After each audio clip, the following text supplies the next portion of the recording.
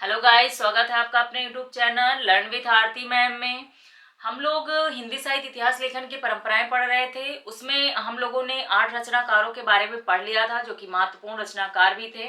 जैसे रामचंद्र शुक्ल हो गए, हजारी प्रसाद द्विवेदी हो गए, इनके बारे में हम लोगों ने पढ़ लिया था। आज हम लोग हिंदी साहित्य इतिहास लेखन की परंपराओं का लास्ट वीडियो इसमें पढ़ेंगे।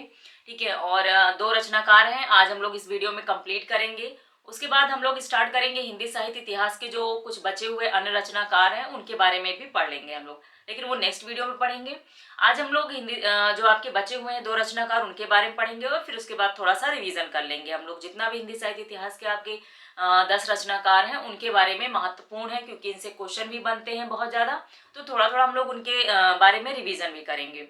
ठीक है, तो हम लोग यहाँ पर आपके जो है 9वां टॉपिक डालते हैं। 9वां टॉपिक में आपका डॉक्टर गणपत चंद्र गुप्त और 10वें आपके नगेंद्र जी हैं। ठीक है, इन्हीं दोनों लोग के बारे में आज पढ़ेंगे हम लोग। बहुत ज्यादा इनमें तथ्य नहीं है, लेकिन थोड़ा बहुत जो है उसको हम लोग देख लेते हैं। ठीक है, 9 डालेंगे यहाँ पे। डॉक्टर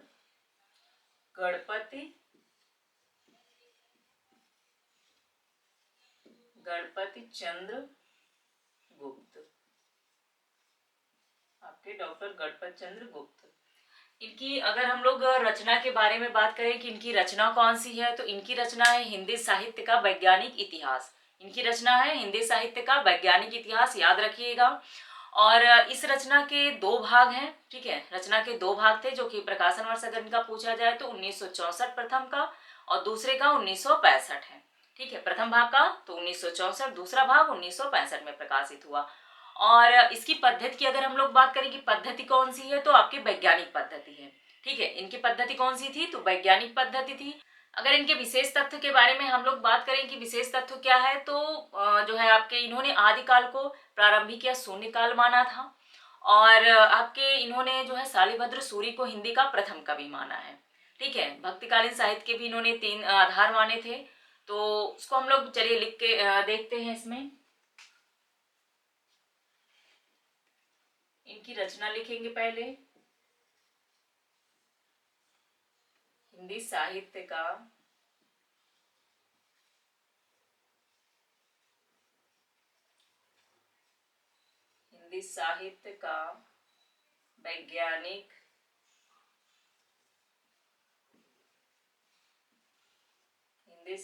वैज्ञानिक इतिहास।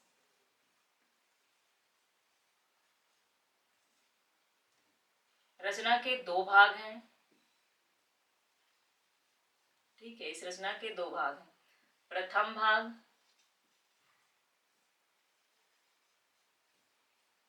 भाग जो है वो आपका 1964 है और द्वितीय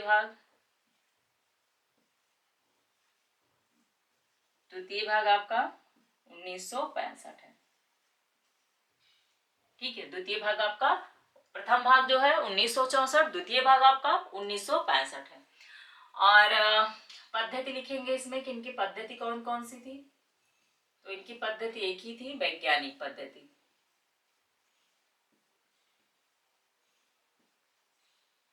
ठीक है, वैज्ञानिक पद्धति, ये हो गई इनकी पद्धति। और पहले इतना देख लेते हैं। गणपत चंद्र गुप्त, इनकी रचना हिंदी साहित्य का इतिहास और 2 भाग में प्रकाशित था। प्रथम भाग 1964, द्वितीय भाग 1965 आपका। और पद्धति कौन सी थी, इनकी वैज्ञानिक पद्धति थी। ठीक है, विशेष तथ्य हम लोग आगे देखते हैं।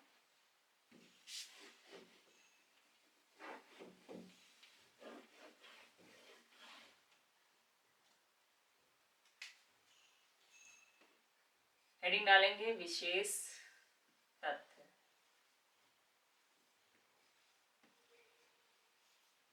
यहाँ डालेंगे विशेष तथ्य। विशेष तथ्य में सबसे पहले हम लोग कर लिखेंगे आदिकाल को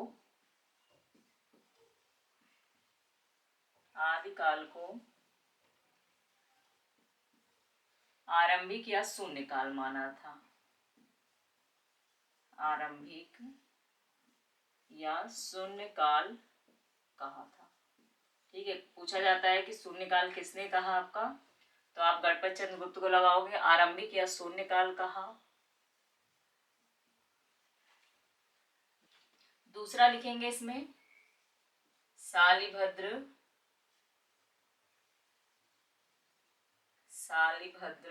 सूरी को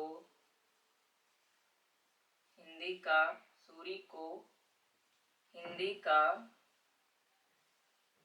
प्रथम कवि माना है। हिंदी का प्रथम कवि माना है। जिन जिन रचनाकारों ने आपका अलग अलग कवि माना है, प्रथम हिंदी का प्रथम कवि माना है, उनको जरूर याद रखिएगा। शालिभद्र सूरी को हिंदी का प्रथम कवि आपके माना है किसने? गणपत चंद्रगुप्त ने। तीसरा पॉइंट इसमें देखेंगे कि इन्होंने भक्तिकालीन साहित्य को जो है 3 श्रेणियों में विभाजित किया है।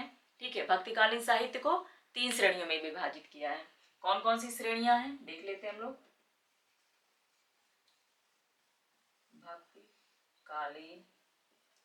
भक्तिकालीन साहित्य को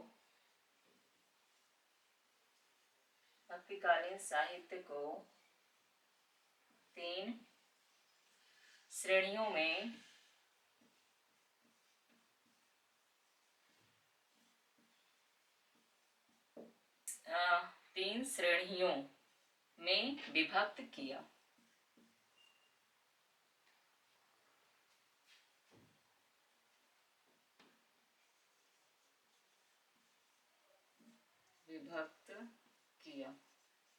ठीक है, भक्तिकालीन साहित्य को 3 श्रेणियों में विभक्त किया। प्रथम अगर देखें तो प्रथम क्या था? प्रथम आपका लोकाश्रय में रचित साहित्य।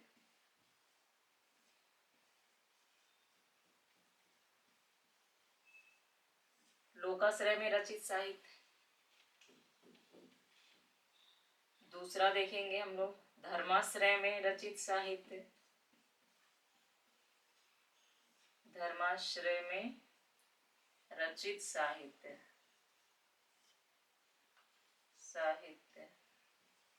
और राज्याश्रय में रचित साहित्य। ठीक है, तीसरा क्या हो जाएगा? राज्याश्रय में रचित साहित्य।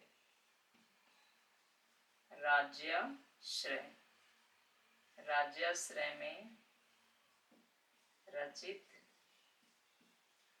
साहित्य।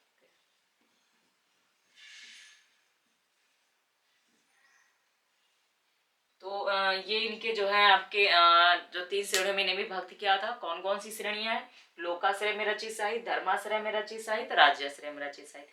इससे ज्यादा आपको गणपत चंद्रगुप्त के बारे में कुछ भी जानने की जरूरत नहीं है। ठीक है, क्योंकि इतना बहुत ज्यादा सफिशियंट है आपके लिए। तो इनकी रचना जरूर याद रखिएगा। हिंदी साहित्य का वैज्ञानिक इतिहास पूछी जाती है रचना। और इनकी आपके जो है शालिभद्र सूरी को इन्होंने हिंदी का प्रथम कवि माना है। इस गणपत चंद्रगुप्त ने शालिभद्र सूरी को हिंदी का प्रथम कवि माना है। और बाकी जो है विशेष आदिकाल को आरंभिक और शून्यकाल कहा है। इतने पॉइंट्स इनके बारे में बहुत ज्यादा इंपॉर्टेंट है, क्योंकि आपके प्रथम कवि के बारे में जरूर पूछा जाता है, तो अच्छे से उनको जरूर लर्न करना है। ठीक है, चलिए इसमें और देखते हैं हम लोग जो है आपके नगेंद्र जी के बारे में, क्योंकि नगेंद्र जी इम्पोर्टेंट है आपके थोड़ा सा, क्योंकि तथ्य उनमें भी ज्यादा नहीं है।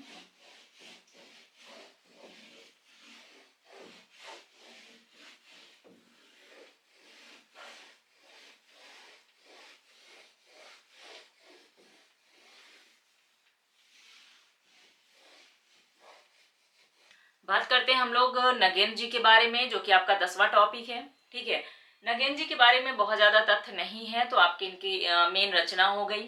ठीक है, हिंदी साहित्य का बृहद इतिहास।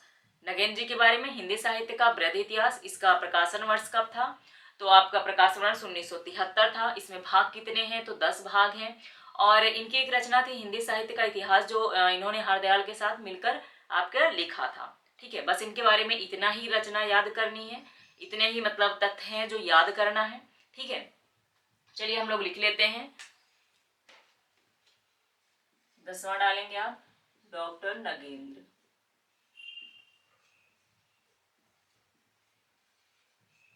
डॉक्टर नगेंद्र जी। यहाँ पे लिखेंगे रचना। इनकी रचना क्या है? हिंदी साहित्य का बृहद इतिहास। हिंदी साहित्य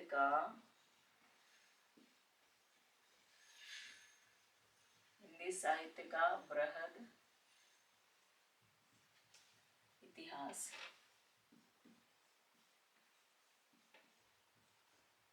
हिंदी साहित्य का बृहद इतिहास।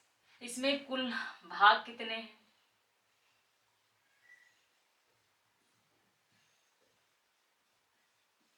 कुल भाग आपके 10 हैं।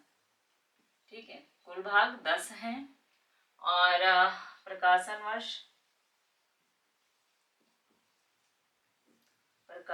वर्ष के बारे में अगर हम बात करें तो 1973। ठीक है, प्रकाशन वर्ष 1973। और इनकी जो हिंदी साहित्य का इतिहास रचना है, हिंदी साहित्य का इतिहास।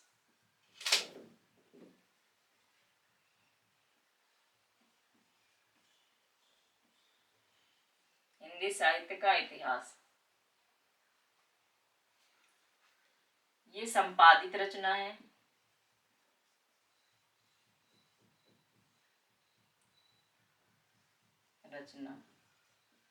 ठीक है, संपादित किया था।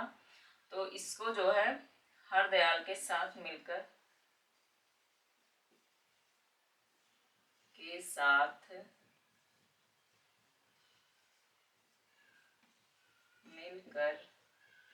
रचित।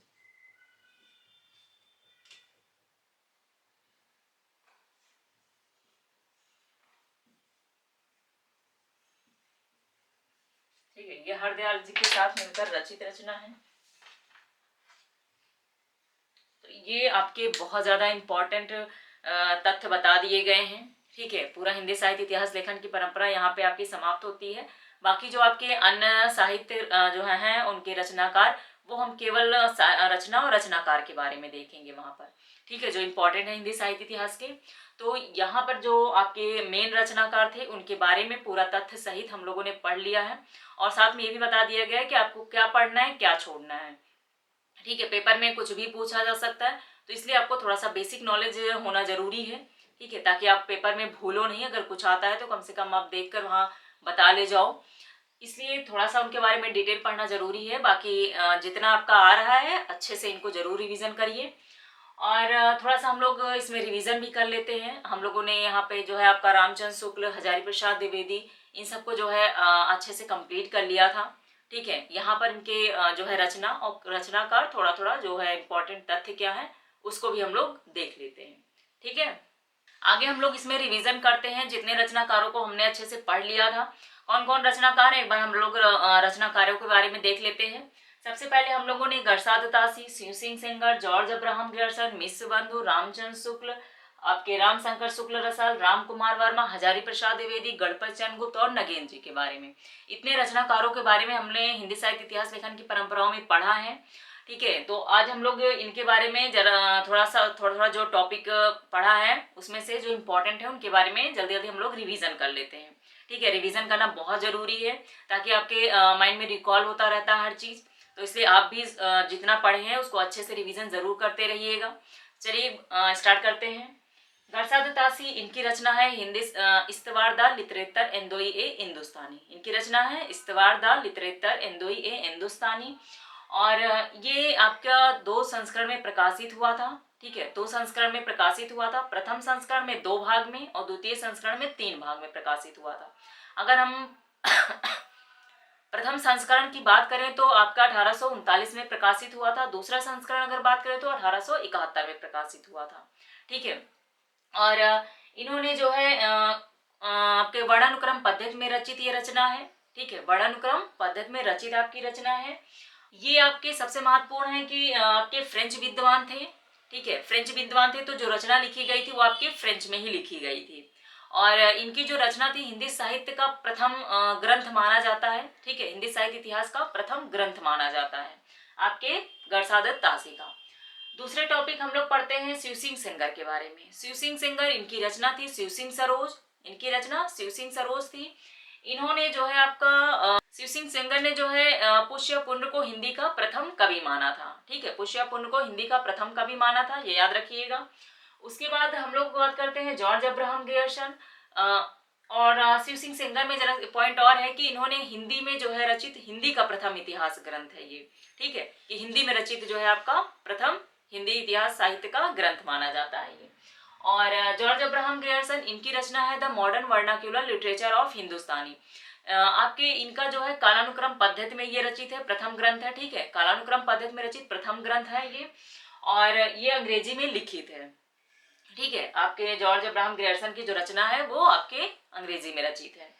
और मिस्र बंधु के बारे में बात करें, इनकी रचना आपके मिस्र बंधु विनोद है, ठीक है, मिस्र बंधु विनोद। मिस्र बंधु विनोद में आपके 3 रचनाकार आते हैं, सुखदेव बिहारी, गणेश बिहारी और श्याम बिहारी। तो तीनों रचनाकारों के बारे में जरूर याद रखिएगा। और इनकी रचना मिस्र बंधु विनोद है। और उसके बाद हम लोग बात करते हैं आचार्य रामचंद्र शुक्ल के बारे में। आचार्य रामचंद्र शुक्ल की आपकी रचना है हिंदी साहित्य का इतिहास। इसका प्रकाशन वर्ष की अगर बात करें तो 1929। आपके पद्धति की बात करें तो पद्धति जो है विधेयवादी पद्धति है, ठीक है, पद्धति विधेयवादी 1929 में रचित है। और इन्होंने जो है इनकी जो रचना है हिंदी साहित्य के इतिहास वो आपका 1929 में रचित है। और इससे पहले जो इन्होंने पूर्व नाम जो इनके रचना का था हिंदी साहित्य का विकास, वो 1928 में लिखी गई थी, ठीक है। इतने जो है टॉपिक इनके बारे में याद रखिएगा। और उसके बाद बात करते हैं रामशंकर शुक्ल रसाल के बारे में। इनकी रचना भी हिंदी साहित्य का इतिहास है, 1931 में रचित है। अगर सन दे के पूछा जाता है तो आप बताओगे कि रामशंकर शुक्ल रसाल 1931। और उसके बाद बात करते हैं राम कुमार वर्मा। राम कुमार वर्मा का रचना है हिंदी साहित्य का आलोचनात्मक इतिहास। पद्धति भी इनकी आपकी आलोचनात्मक है, ठीक है। और रचना काल की बात करें तो आपका 1938 है। और उसके बाद राम कुमार वर्मा ने जो प्रथम रचनाकार माना था वो आपके स्वयंभू को माना था, ठीक है, स्वयंभू को हिंदी का प्रथम कवि माना था। और रामचंद्र शुक्ल ने जो है मुंज या भोज को हिंदी का प्रथम कवि माना था। और आप हजारी प्रसाद द्विवेदी के बारे में बात करें तो इनकी 3 रचना प्रमुख है। हिंदी साहित्य की भूमिका 1940, हिंदी साहित्य का उद्भव एवं विकास 1952, हिंदी साहित्य का आदिकाल 1953। ये इनकी महत्वपूर्ण रचनाएं हैं। और इन्होंने आदिकाल को अत्यधिक व्याघातों एवं विरोधों का युग कहा था। और इन्होंने जो है हिंदी का प्रथम कवि जो माना है अब्दुल रहमान या अदहमाण को माना है, ठीक है, अब्दुल रहमान को हिंदी का प्रथम कवि माना है हजारी प्रसाद द्विवेदी ने। अगर डॉक्टर गणपत चंद्र गुप्त के बारे में बात करें तो इनकी रचना क्या नाम है, हिंदी साहित्य का वैज्ञानिक इतिहास। इनकी रचना हिंदी साहित्य का वैज्ञानिक इतिहास है। और इनके जो आपके रचना काल है वो 1900 आपके 64 और 65 2 भागों में प्रकाशित हुआ था ये, ठीक है, तो दोनों भाग में याद रखिएगा। और इन्होंने शालिभद्र सूरी को हिंदी का प्रथम कवि माना है। और नगेन जी के बारे में बात करें तो इनकी रचना महत्वपूर्ण है हिंदी साहित्य का आपका बृहद इतिहास, ठीक है, हिंदी साहित्य का बृहद इतिहास। ये थे आपकी 10 रचनाकारों के बारे में। जितना आपको लिखाया गया है पढ़ाया गया है उसको अच्छे से लर्न करिएगा। उम्मीद है आपको जो है जितने भी वीडियो पढ़ाए गए हैं आपको पसंद आए होंगे। तो चैनल को, अगर चैनल पे नए हैं तो चैनल को जरूर सब्सक्राइब कर दें। और जितना हो सके जिन बच्चों आपका टीएसटी पीएचडी की तैयारी कर रहे हैं उन्हें जरूर शेयर करें। तो मिलते हैं नेक्स्ट वीडियो में। Okay guys, thank you.